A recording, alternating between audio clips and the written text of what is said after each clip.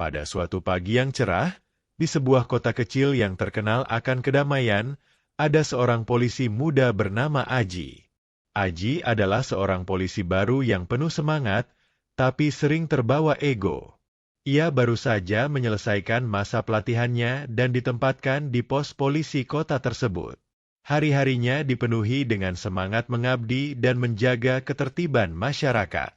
Namun, ada satu kejadian yang akan mengubah hidupnya. Suatu hari, sebuah insiden tak terduga terjadi. Seorang kakek tua datang ke kantor polisi untuk melaporkan masalahnya. Kakek itu tampak lemah dan berjalan tertatih-tatih, mengenakan jas usang yang sudah terlihat lusuh. Wajahnya penuh kerutan, namun matanya masih tajam memancarkan kecerdasan yang mendalam. Kakek itu pun menghampiri Aji yang sedang duduk di meja resepsionis.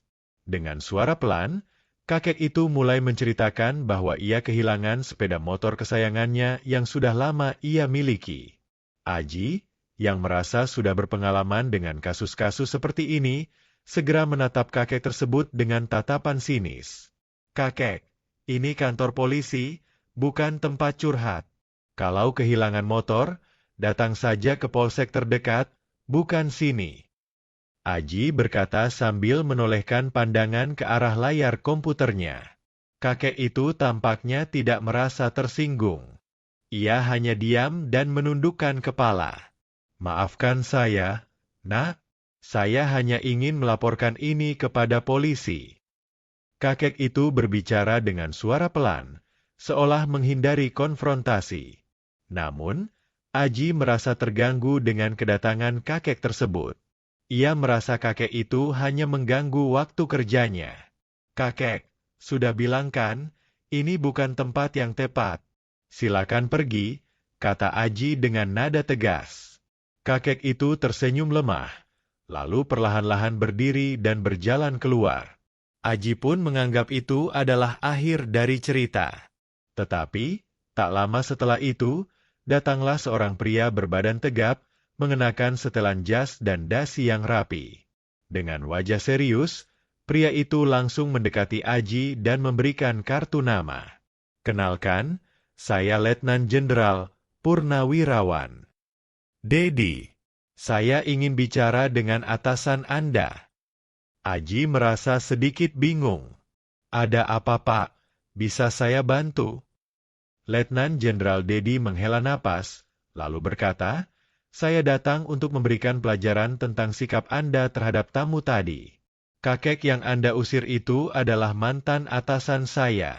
Dia adalah jenderal besar yang pernah memimpin banyak operasi militer penting di negara ini.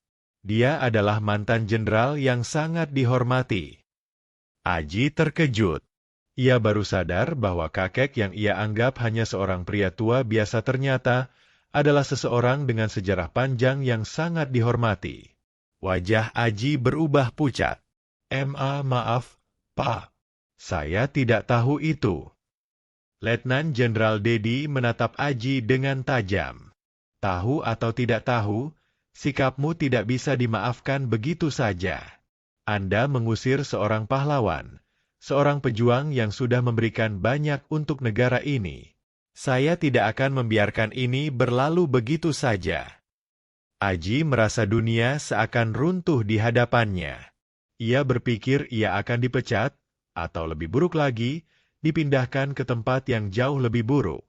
"Apa yang harus saya lakukan, Pak?" tanya Aji dengan suara gemetar.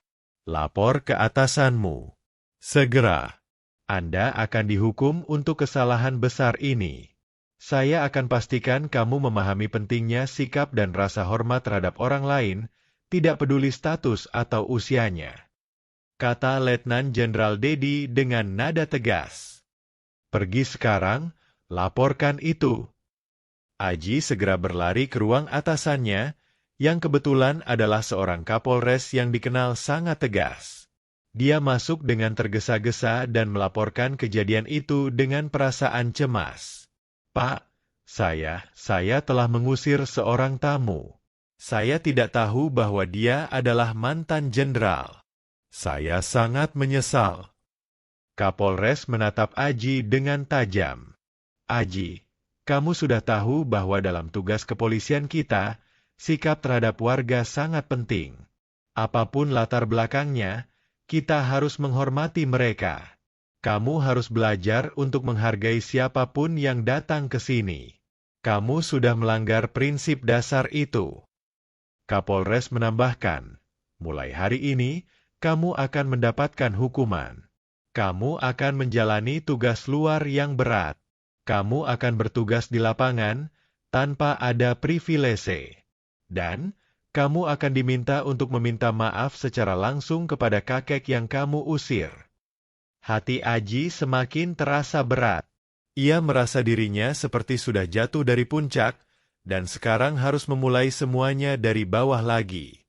Ia tidak tahu bagaimana harus memperbaiki kesalahan besar ini. Setelah menerima hukuman, Aji merasa kehilangan semangat. Ia bertugas di luar kota, menjalani tugas yang penuh dengan tantangan.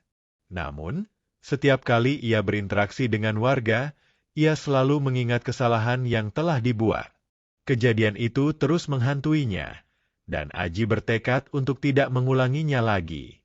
Beberapa minggu kemudian, Aji akhirnya memiliki kesempatan untuk bertemu dengan kakek yang pernah ia usir. Di sebuah taman kota, Aji menemukan kakek itu sedang duduk di bangku. Aji mendekat dengan hati yang berat. "Kakek, saya mohon maaf. Saya benar-benar menyesal atas apa yang telah saya lakukan. Saya tidak tahu siapa Anda saat itu, dan saya bersikap kasar. Tolong maafkan saya," ujar Aji dengan tulus. Kakek itu tersenyum. "Nak, semua orang bisa membuat kesalahan. Yang penting adalah bagaimana kamu belajar dari kesalahanmu. Saya memaafkanmu. Semoga kamu menjadi polisi yang lebih baik ke depannya." Aji merasa beban di hatinya sedikit berkurang. Ia menyadari bahwa kesalahan terbesar bukan hanya dalam tindakan, tetapi dalam cara seseorang menyikapi dan belajar dari kesalahannya. Aji berjanji pada dirinya sendiri bahwa ia akan menjadi polisi yang lebih baik, tidak hanya di mata hukum, tetapi juga di mata masyarakat.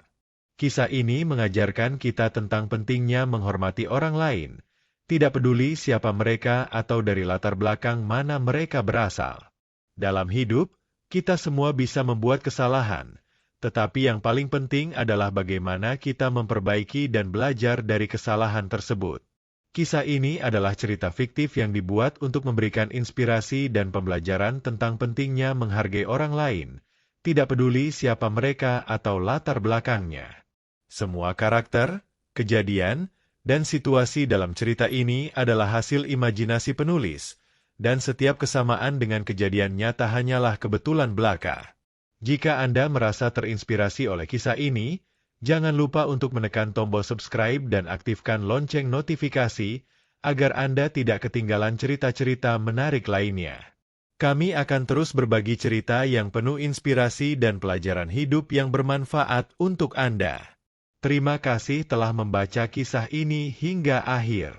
Semoga cerita ini dapat memberikan pelajaran berharga bagi kita semua. Tetap semangat dan jadilah pribadi yang selalu menghargai sesama. Sampai jumpa di cerita-cerita selanjutnya, dan semoga hari Anda penuh kebahagiaan.